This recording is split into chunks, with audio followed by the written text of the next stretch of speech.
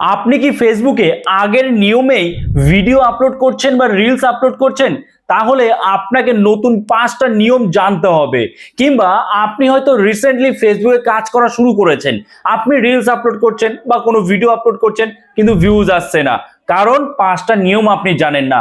এবার reel upload করতে গেলেও কিন্তু আপনাকে 5টা নিয়ম মানতে হবে। তো চলুন আজকের এই ভিডিওতে আমরা ফেসবুকের সেই 5টা নিয়ম জেনে নেব। আপনার কন্টেন্টের কোয়ালিটি যত ভালোই হোক, যদি এই 5টা নিয়মের মধ্যে একটাও আপনার ভুল হয় তাহলে ফেসবুক আপনার কন্টেন্টের রিচ দেবে না। তো চলুন দেরি না করে শুরু করা যাক। সাইডে আমি স্ক্রিন শেয়ার করছি, এখান থেকে আপনারা সব বুঝতে পারবেন। দেখুন অন স্ক্রিন আপনারা দেখতে পাচ্ছেন এই যে এই পোস্ট, আমার এই পোস্টটাতে কি রয়েছে দেখুন, এই যে এই পোস্টটাতে কি রয়েছে, this post rich could be improve.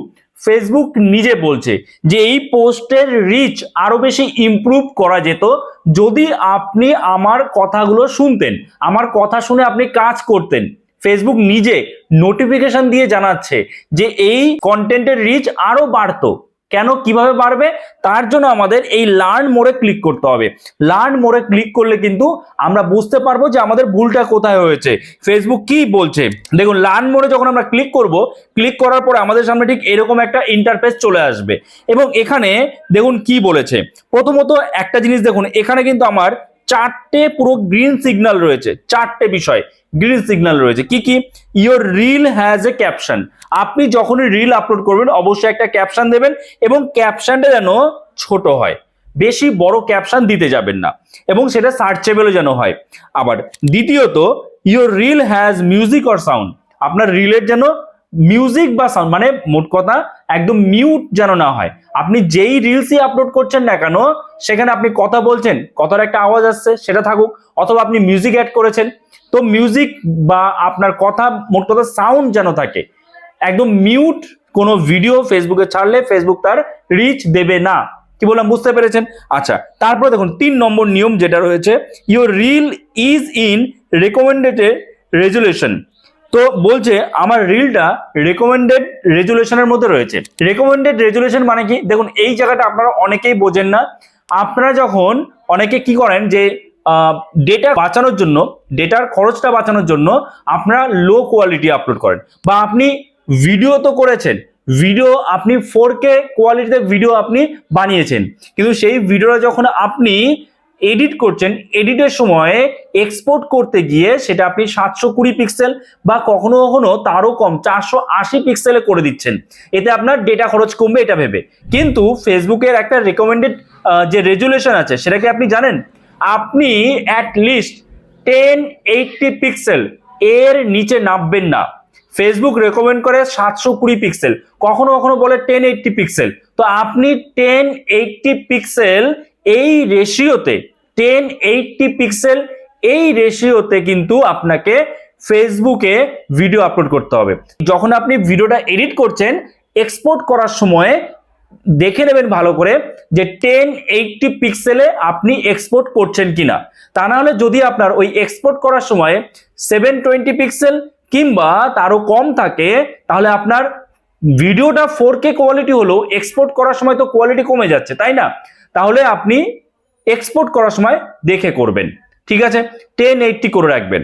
তারপরে 4 নম্বর যেটা রয়েছে, your post contents A video or photo. মানে আপনার পোস্টের যে ভিডিও, মানে এটা তো সবারই ঠিক হবে এটা, কারণ আপনি যখন ভিডিও আপলোড করছেন, ভিডিও সেই ভিডিওর কোয়ালিটি ভালো, ভিডিওর যে একটা লাইটিং এর ব্যাপার থাকে। তো অনেকে কি করে, অন্ধকারের মধ্যে ভিডিও করছে, মানে অন্ধকার, ঠিক মতো লাইটিং নেই, সেই ভিডিও করছে। সেরকম নয়, ভিডিওতে আপনি যেটা দেখাতে চাইছেন সেটা যেন একদম পরিষ্কার দেখা যায়, ঠিক আছে? মানে লাইটিং যেন ঠিকঠাক থাকে, ক্যামেরার কোয়ালিটি যেন থাকে ভালো, মানে অস্পষ্ট ছবি, অস্পষ্ট ভিডিও আপলোড করবেন না। ক্লিয়ার? আচ্ছা, তো এই 4টে তো বিষয় আমার ঠিক আছে, একটা বিষয় আমার ভুল হয়েছে, যে কারণে ফেসবুক আমার এই কন্টেন্টের রিচ কমিয়ে দিয়েছে এবং আমাকে বলেছে রিচ আরো বাড়ানো যাবে যদি আপনি নেক্সট যে পোস্ট করবেন সেই পোস্টে এই বিষয়গুলো ঠিক করেন। কোন বিষয়টা দেখুন, একদম ফার্স্টে সেটা দিয়ে দিয়েছে, your reel is not in recommended aspect ratio. যে আপনার রিলটা রেকমেন্ডেড অ্যাসপেক্ট রেশিওতে নেই। অর্থাৎ ফেসবুক চায় কি, ফেসবুক সবসময় বলে যে আপনি যখন ফেসবুকে রিলস আপলোড করছেন বা কোনো ভিডিও আপলোড করছেন, সেটা যেন 9:16 এই রেশিওতে থাকে। 9:16 মানে কি? 9:16 মানে আমরা ফেসবুকে যখন সাধারণত ভিডিও দেখি, ধরুন কোনো ইনস্টাগ্রামে ভিডিও দেখছি, তখন আমরা ভিডিও কি এরকম লম্বালম্বি দেখি, লম্বালম্বি, তাই তো, এরকম লম্বালম্বি দেখি, অর্থাৎ এটাকে বলে ভার্টিক্যাল।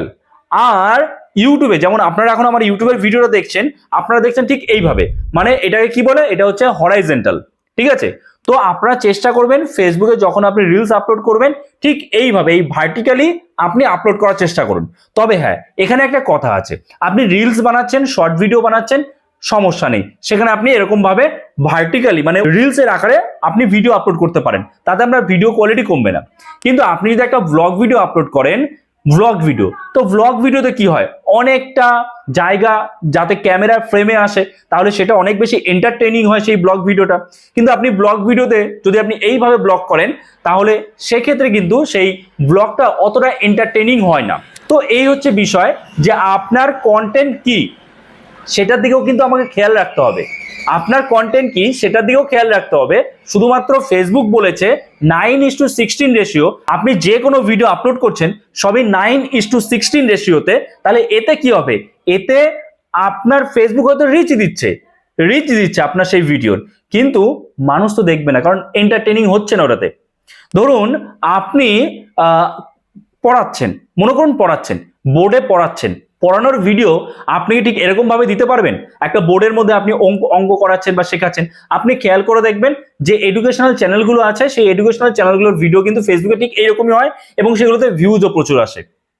ফেসবুক রেকমেন্ড করে 9:16, কিন্তু যদি আপনার কন্টেন্টের যে ক্যাটাগরি সেটা 9:16 হলে মানে ভালো লাগে না দেখতে, বা ঠিক মতো সেই কন্টেন্টের কোয়ালিটি কমে যায় 9:16 হলে, সেটা আপনি 16:9 অর্থাৎ এই রেশিওতেই করবেন, কোনো সমস্যা নেই। আপনি কি করবেন, আপনি সেই পেজ বা প্রোফাইলে মাঝে মধ্যে আপনি রিল ভিডিও ছাড়বেন, এরকম শর্ট আকারে রিল ভিডিও ছাড়বেন, তাহলেই আপনার যে পেজ বা প্রোফাইলের রিচও কিন্তু বেড়ে যাবে, ঠিক আছে? আর যদি আপনার কন্টেন্ট এমন ধরনের হয় যেখানে ঠিক এইরকম ভাবে বানালে বেটার হয়, কোনো সমস্যা হয় না, তাহলে আপনি এইভাবে বানান, ঠিক আছে?